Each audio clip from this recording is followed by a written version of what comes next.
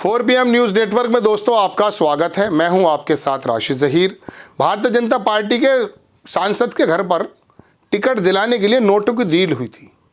Ticket मिला नहीं, अब नोटिस दे दिया है सांसद के घर पे। झारखंड में 1 नंबर की पार्टी, जीरो टॉलरेंस वाली पार्टी, सबसे बड़ी पार्टी, ये तमाम तरह के तमगे आपको पता लगते हैं।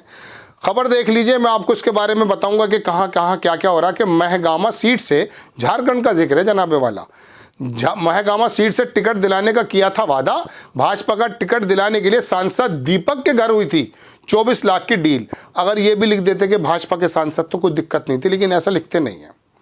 नीचे देखें, पूरा नोटिस भी है, वो भी मैं आपको पढ़कर सुनाने जा रहा हूं कि झारखंड विधानसभा में महगामा से भाजपा का टिकट दिलाने के लिए राज्यसभा सांसद दीपक प्रकाश के दिल्ली स्थित आवास पर निरंजन कुमार सिन्हा और डॉक्टर विवेक कुमार के बीच 24 लाख रुपए की डील हुई थी। कौन लोग हैं ये?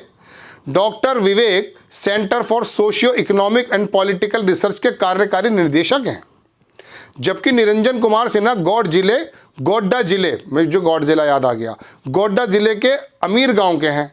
निरंजन की ओर से वकील के माध्यम से डॉक्टर विवेक को भेजे गए कानूनी नोटिस में यह खुलासा हुआ है। हालांकि निरंजन का ना तो टिकट मिला और ना ही पैसे वापस हुए। नोटिस में कहा गया कि निरंजन और विवेक की मुलाकात दीपक प्रकाश के आवास पर हुई। विवेक ने कहा कि अमित शाह और BL संतोष के लिए जीतने की संभावना वाले उम्मीदवार का सर्वे कर रहे हैं। किसने कहा? नोटिस में कहा कि निरंजन और विवेक की मुलाकात दीपक प्रकाश के आवास पर हुई। विवेक ने कहा कि वो अमित शाह और BL संतोष के लिए जीतने की संभावना वाले उम्मीदवार का सर्वे कर रहे हैं, वो उन्हें महगामा सीट से टिकट दिला सकते हैं। इसके लिए 24 लाख रुपए में सौदा तय हुआ।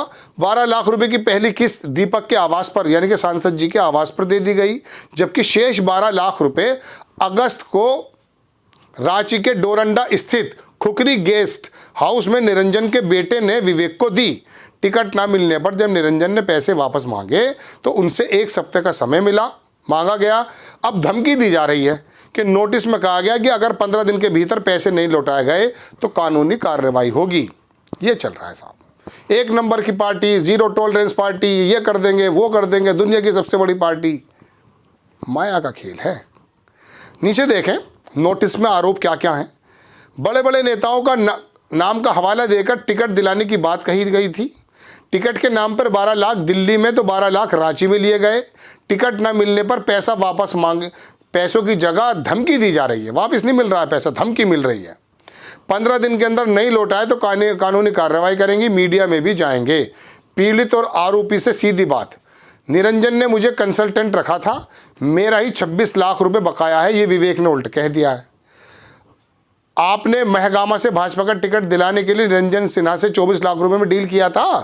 Question mark. वो कह रहे नहीं, ऐसा कुछ नहीं है। उन्होंने मुझे कंसल्टेंट रखा था, 26 लाख रुपए में बात तय हुई थी, पेमेंट भी नहीं मिला। निरंजन ने आपको कंसल्टेंट रखा था तो क्या कोई एग्रीमेंट हुआ था? पूछा उनसे। उन्होंने कहा नहीं, ये सिर्फ बातचीत पर मौखिक थी। ये तमाम सवाल जवाब चल रहे हैं, लेकिन मैं आपको बताने के हाजिर हुआ हूँ। ऊपर नोटिस भी दिखा देता हूँ आपको। ये नोटिस की तस्वीर है गालिबन, हाँ वही है। इसमें थोड़ा सा अंग्रेजी में लिखा हुआ है, दिखाई कम दे रहा है, लेकिन बहरहाल हुआ यूँ है कि अब टिकट नहीं मिला, बंदा वापस आ गया, पैसे नहीं मिल पा रहा है। अब फिर क्यों कहते हैं कि साहब जीरो टॉलरेंस ये हो रहा है हमारे यहाँ? ये चक्की पीसिंग वाले नेता याद हैं आपको? नहीं, वो जो अभी चीफ मिनिस्टर बने हैं महाराष्ट्र के, वो चक्की पीसिंग शोले का डायलॉग नहीं था। ये अजीत पवार के बारे में उन्होंने कहा था। अब अजीत पवार से ऐसी गलबहियाँ हो रही हैं, और वित्त मंत्रालय जिसके ऊपर 70,000 करोड़ रुपए का आरोप लगा रहे थे प्रधानमंत्री मोदी जी, और 32-35 का तो सिंचाई का लगाया था, और 2-3 दिन में कार्रवाई की बात हो रही थी कि जेल भेज दिए जाएंगे। अचानक वो शरद पवार को छोड़ के मोदी जी के आकर खेमे में बैठ गए। 3-4 दिन बाद हमने देखा, हम तो सो रहे थे जेल जाएंगे अजीत पवार, लेकिन पता ही चला वो तो डिप्टी CM बन गए, दोबारा बन गए। चचा की पार्टी तोड़ने का इनाम इतना मिला कि अब चक्की पीसिंग भूल गए। जबकि RSS की एक वहाँ पर मैगजीन है, मैंने कई बार आपसे कहा कि उन्होंने अजीत पवार को लेने में खुश नहीं थे, क्योंकि RSS फिर भी चाहे वो कैसा भी मामला हो, लेकिन सिद्धांतों पर तो जमी रहती है, चाहे उसके सिद्धांत देश के संविधान के पक्ष में हो या ना हो। लेकिन बात यह है कि ये जीरो टॉलरेंस का ढंडोरा पीटने वालों के जो कच्चे छिट्टे खुल रहे हैं, और मीडिया में जाने की धमकी दी जा रही, नोटिस दिया जा रहा है, और BL संतोष अमित शाह के कहने पर कोई एजेंट कह रहा कि मैं टिकट दिला दूंगा और पैसे सांसद के घर में दिए जा रहे हैं, तो ये तो अब कोई लंबे चौड़ा तो बात है नहीं उसका मोबाइल का। और ये जो बंदा पैसे लेने वाला था दीपक जी जो वो है सांसद जी, उनकी CDR निकलवा लो, उसी जगह उसी मौके पर मिल जाती है घर पे, तो पता चल जाएगा कि तीनों एक साथ जमा थे। अब जमा थे तो जाहिर सी बात है आगे के चांसेस बन जाते हैं। लेकिन मसला तो ये है ना कि ये जो पूरा का पूरा दम भरते हैं कि साहब हमने तो ये काम कर दिखाया है, हम तो बेईमानी के खिलाफ हैं। अभी मैं एक पत्रकार की बात सुन रहा था कि पाकिस्तान से शानदार देश कोई नहीं है। किस बारे में? कई बरसों से कोई घोटाला ही नहीं खुला पाकिस्तान में पाकिस्तान में कोई घोटाला नहीं खुला, मतलब वहाँ की सरकार, वहाँ का मीडिया, वहाँ का तंत्र ऐसा आपस में खेल रहा है, बस वो इमरान खान को तो जेल में डाल रखा है। तो एक साहब ये कह रहे थे कि पाकिस्तान को पता नहीं उन्होंने भ्रष्टाचारी देशों में क्यों डाल रखा है, कई बरस हो गए खुला ही नहीं है। तो भारतीय जनता पार्टी के तो चूंकि यूट्यूबर्स हैं, अभी कुछ बोलने की आज़ादी है, अब इनके आपस के भंडे खुल जाते हैं तो बता दिया जाता है। लेकिन बड़े बड़े मामले, अडानी का वारंट निकल आया साहब, यहाँ पर किसी थाने में रफड़ दर्ज नहीं हुई है। अमेरिका ने अपनी कंपनियों पे 300% पेनल्टी इस बात की लगा दी है कि आपने भारतीय कंपनियों को घूस दी है, जिसमें रेलवे भी है और एरोनॉटिकल हेल भी है, हिंदुस्तान एरोनॉटिकल। लेकिन यहाँ पर आपको खबर है? नहीं खबर है। यहाँ खबर क्या है?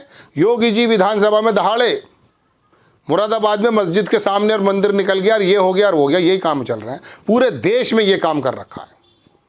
ये डाकू चोर लोग अगर हैं जिनके ऊपर आरोप है, इनके तो बारे में कोई रिपोर्ट ही दर्ज नहीं हो रही, करप्शन फिर ही चल रहा है बिल्कुल। अच्छा खबरें बनाते हैं यूट्यूबर्स वो, लेकिन जो मेन स्ट्रीम मीडिया उनके अखबारात हैं वो चुप बैठ जाते हैं। वो क्या कर रहे हैं? कल फ़ोन आया मेरे पास परसों एक बड़े संस्थान का, अरे साहब ज़रा वो गंजे के बाल उगाने की दवाई दी जा रही है उत्तर प्रदेश के मेरठ में, खबर है ज़रा दे देना। मैंने यार गंजों के बाल तो आ जाएंगे कि विधानसभा लोकसभा के अंदर जो ये तमाम का तमाम भिंडी बाजार बनाने की कोशिश की जा रही है, ये तो बताओ। अरे वो ट्रेंडिंग चल रहा है। फिर एक बार एक सांप का और आ गया। ये देश का बड़ा मीडिया 50 करोड़ का भैंसा बेचता हुआ दिखा रहा है आज तक, और ये दिखा रहा है कि गंजे के बाल आ गए। ये तो देखिए कि आप जो हैं लोकसभा का समय कैसे बर्बाद हो रहा है, लेकिन आपको ही परवाह नहीं है। मैं तो आपसे मुखातिब हूँ, ये मोबाइल में जो आप मेरी खबर सुन रहे हैं, मेरे भाई हैं आप, मेरे दर्शक आप, मेरा रिश्ता है। अरे आपको भी इन चीज़ों में तो मज़ा आता है। आप जो हैं बिजनेस की खबरें क्यों नहीं देखते, घोटालों की खबरें क्यों नहीं देखते? आखिरकार अडानी के बेईमानी का मुद्दा अगर है तो वो इतना गौड़ कैसे हो गया? क्योंकि आज भ्रष्टाचार कोई मुद्दा नहीं रह गया। राहुल गांधी की नसें इतनी मोटी मोटी हो गई हैं बोल बोल करके, पता ही नहीं चल पा रहा, कोई परेशानी नहीं हो रही है। पहले राफेल का जब उसका बोफोर्स का मुद्दा आ जाता था तो सरकारें बदल देते थे। आप आदमी बदल गए, आप बदल गए, मैं बदल गया भाई, बात है ये। पहले तो हुआ करता था मुद्दों की राजनीति, इंसानियत की राजनीति होती थी पहले। ज़रा सी बात की सज़ा दे दिया करते थे प्रधानमंत्री को हम लोग, हमारे पूर्वज, हमारे असलाफ। आज क्या हो रहा है? आज ये हो रहा है कि स्मगलर का घर है, अरे बड़ा शानदार घर है, अरे वो स्मगलर का घर है भाई। पहले डाकू चोर को गलत नज़र से देखा जाता था, आज उसे सोसाइटी के अंदर क्या एक्सेप्टेबल हो गया है। बात यह है। बहरहाल मैं आपको बता रहा था सांसद के घर पे झारखंड का एक विधायक जो टिकट की लाइन में था, विधायक का टिकट की लाइन में था सॉरी, उसके पैसे नहीं दिए हैं। अब ये देखेंगे 0% टॉलरेंस वाले करते क्या हैं। दैनिक भास्कर ने छाप दिया, फिर हेडिंग में नाम सांसद का नहीं छापा, बस ऐसे लिख दिया, बीजेपी का नाम ही नहीं लिखा है। आपको खबर अगर अच्छी लगती है बराए करम चैनल को सब्सक्राइब करें, शेयर करें। नेक्स्ट टाइम मैं किसी खबर के साथ हाजिर होता हूँ। जय हिंद।